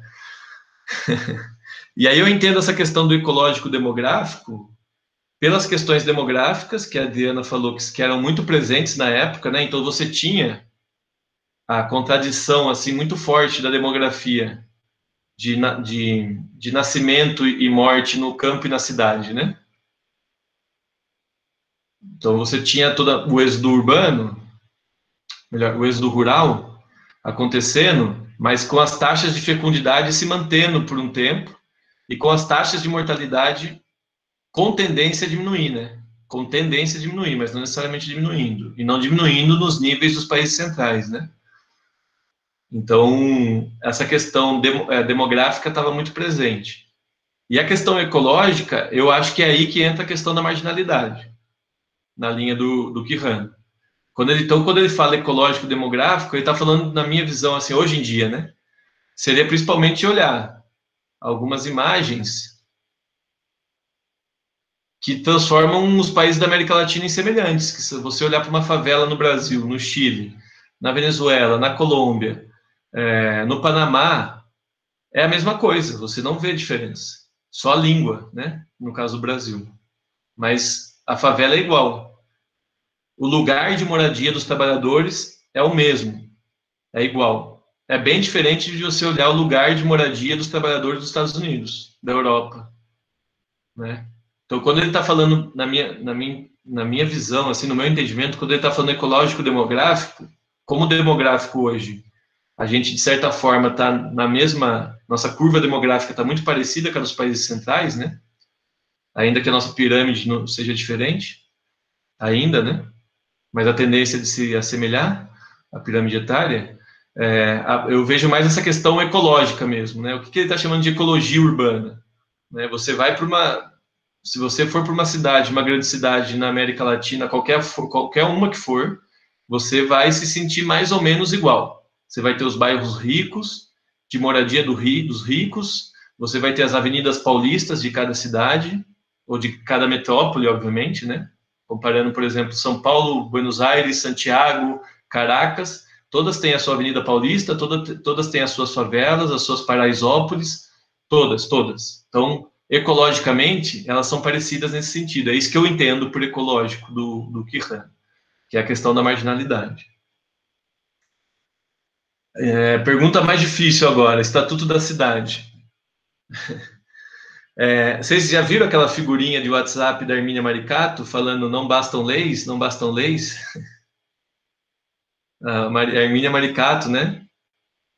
Que é a principal referência do Estatuto da Luta, da luta urbana, uma das principais referências, junto com a Raquel Ronick e outras arquitetas e urbanistas, da luta urbana dos anos 80, dessa luta urbana já, né? Daquilo que eu falei para vocês, que foi o que surge da derrota da urbanização dependente, né? Então, qual que é... Precisou chegar em 2010, principalmente em junho de 2013, para a gente perceber, ou para essas pessoas que fizeram uma luta gigantesca nos anos 80 e que redundou 20 anos depois, né, no Estatuto das Cidades, perceberem que o problema nosso não é de lei. Temos que ter lei, mas para fazer cumprir a lei você precisa de luta de classes, né? E o problema foi que a luta de classes que deu origem à lei dizia que o problema era a lei. Era o tipo de Estado, o tipo de regime de governo. Que se mudasse da ditadura para a democracia, a gente aprovaria leis que obrigariam os governantes a cumprir o Estatuto das Cidades. Né? Então, a gente focou nessa linha. E, ao focar nessa linha, a gente acabou perdendo a base popular também para fazer... Enfim, chegamos na situação que nós estamos. Eu acho que essa é a primeira contradição. Então, o Estatuto da Cidade, o fracasso dele para resolver os problemas, revelam o quanto a gente tem que resgatar essa literatura que mostra que os problemas urbanos estão articulados com os problemas da dependência, que não são problemas locais ou de regime de governo, ou de governante, ou de partido que está no governo. Né? A segunda coisa que mostra é que o Estatuto da Cidade, uma lei, num regime capitalista, ela pode servir para as duas coisas, né? Para tudo. Vamos lá, o Estatuto da Cidade diz o quê? Que a propriedade urbana tem que ter uma função social. Isso está na Constituição, na verdade, né? O Estatuto da Cidade tenta regulamentar a função social da propriedade urbana. Ora, o que é a função social da propriedade urbana? Um empreiteiro que pega a propriedade urbana e constrói um arranha-céu está cumprindo a função social da propriedade urbana. Você vai dizer que eu nem sei se ainda é a Rantei, né? Eu nem sei se é a Rantei que vai produzir na Ponta do Coral, que quer produzir ainda na Ponta do Coral. Mas você vai dizer que ela não está querendo cumprir a função social da propriedade que tem lá? Do ponto de vista do capital, está cumprindo. Então, você cumprir a função social da propriedade, você pode cumprir através do capitalismo, né? Então, você pega as operações urbanas consorciadas, né? É uma coisa que está prevista no Estatuto da Cidade, que foi super apropriado pelas incorporadoras, pelo capitalismo, né?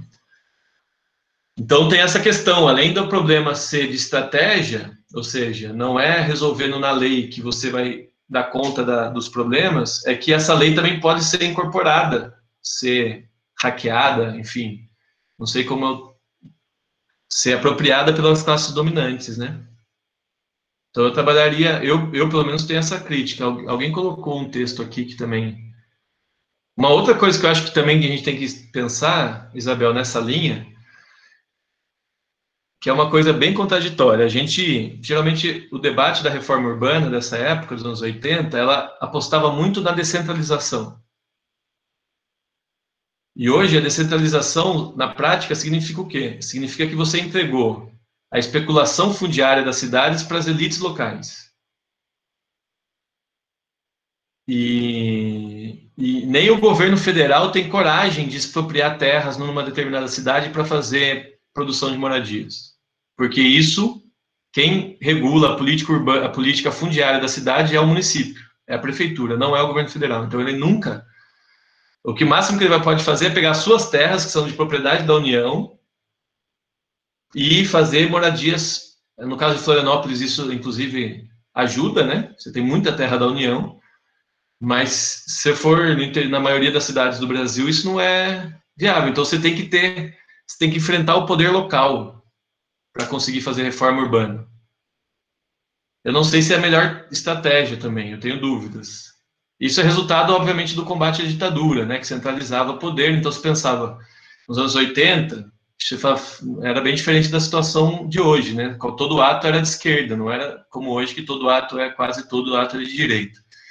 Então, você achava que você tinha clima, que as pessoas iriam participar ativamente da política, né? Então, dificilmente, se você chama lá, como que chama? As conferências municipais, né?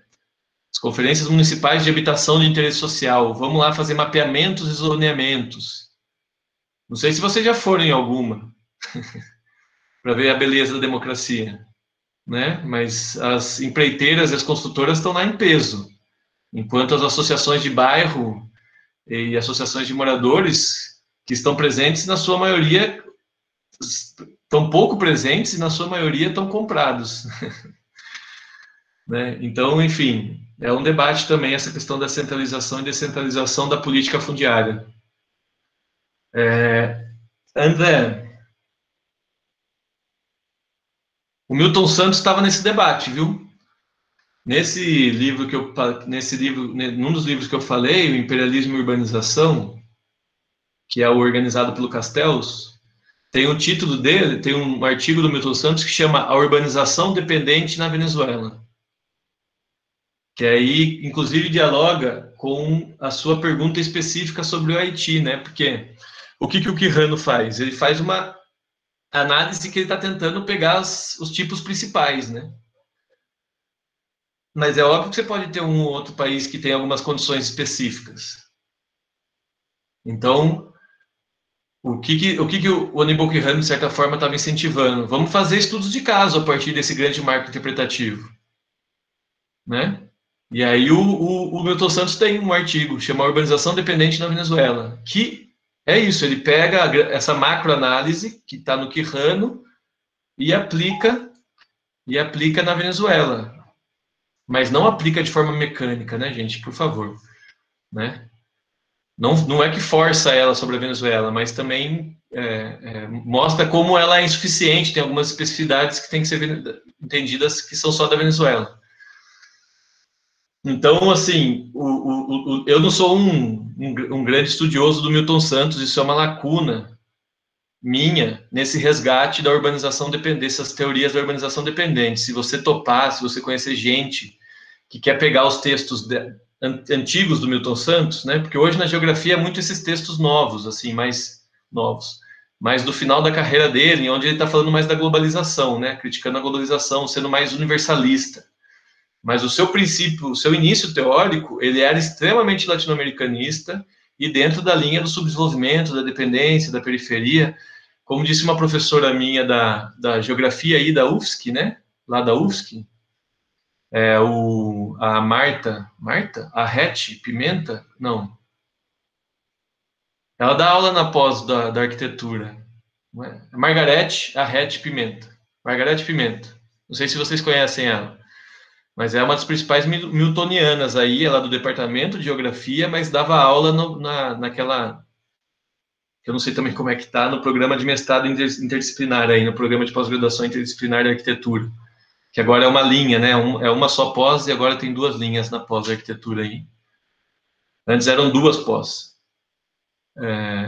Enfim, ela é uma miltoniana e, como ela dizia, o Milton Santos é um estruturalista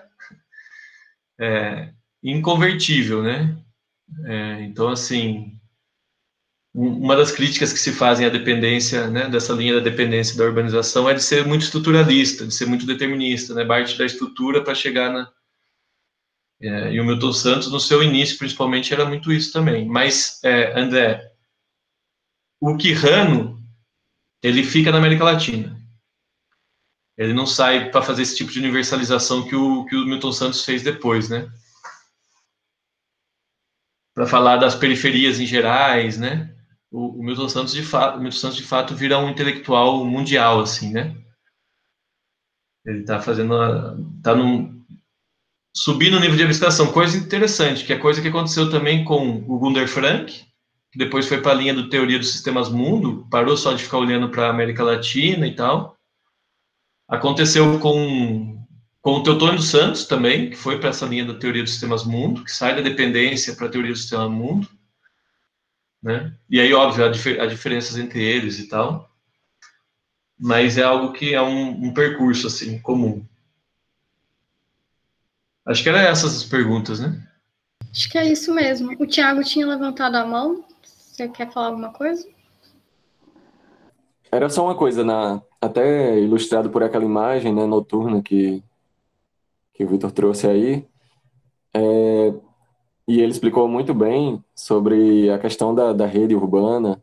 Uma coisa só que eu queria pontuar é que a população rural brasileira, pelo menos, mas da América Latina também, a brasileira, no caso, se mantém em torno de 30 milhões no último século, né? Então, tipo, o que a gente vê, e Vitor exemplificou, é a questão da concentração nos polos, né? Tipo, que a galera vai chamar de macrocefalia, a galera.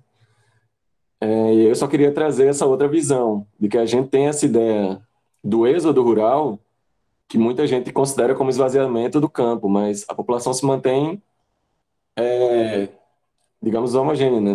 Nessa faixa dos 30 milhões, concentrando e se reproduzindo nas cidades. Então a gente não pode perder a perspectiva de que a população que deixa, assim, deixa o campo, a área rural, ela esvazia o campo, ela é expulsa do campo pela falta de condições, né? Que não é levada a cabo como reforma agrária e tudo mais. Só queria trazer essa outra perspectiva, né? Que a gente fica muito preso nessa leitura do urbano e acha que o rural é deixado de lado.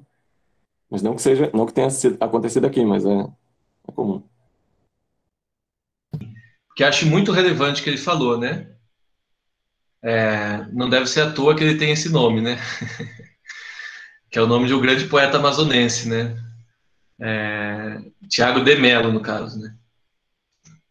Mas a gente tem, e aí eu pode criticar sim, eu acho que a nossa exposição, nosso debate fica muito, não só urbano-cêntrico, mas muito metropolizado, né? Então, se a gente pega, para você, digamos, ser um urbanista, um pesquisador meio famoso no Brasil, você tem que falar de metrópole. Se você for falar das de fato, maior parte de cidades do Brasil, que são cidades do interior, cidades pequenas, né, e que se parecem muito pouco com cidades e mais com povoados, né, você não vira referência. Então, as estrelas do debate universitário, acadêmico, falam da metrópole, né, e a gente esquece isso que o Tiago trouxe muito bem, que a realidade urbana, principalmente nos nossos países, é muito ruralizada, né?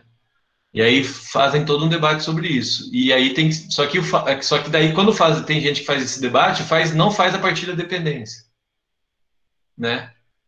E também daí que aparece o mesmo problema de quem faz o debate da metrópole, que é a falta de ter uma teoria intermediária entre a teoria do capitalismo em geral, que a gente vai beber no David Harvey ou em outro autor da moda europeu, e a nossa realidade local, né? O Aníbal Quijano, a urbanização dependente ajuda a ter essa análise intermediária de conceitos e categorias de mediação entre o que é urbano no capitalismo e o que é urbano na periferia, né? Mas eu acho muito importante o que o Thiago falou e concordo plenamente. Acho que tem que ser mais radical na crítica, Thiago. A gente é muito urbanoide, muito polistocêntrico, muito metropolitano, assim, a gente só discute metrópole, grandes cidades, e acho que isso explica o Brasil urbano no Brasil inteiro, né, na América Latina inteira. Só isso que queria. Certo, obrigada. Então, eu queria falar que esse foi o nosso último encontro nesse terceiro ciclo. Nós já estamos preparando também o próximo ciclo, né, o quarto ciclo. E quem é novo e que estiver participando aqui e quiser entrar no nosso grupo, para mandar uma mensagem no Instagram ou no e-mail que a gente adiciona lá, tá bom? Acho que é isso, mas muito obrigada, gente.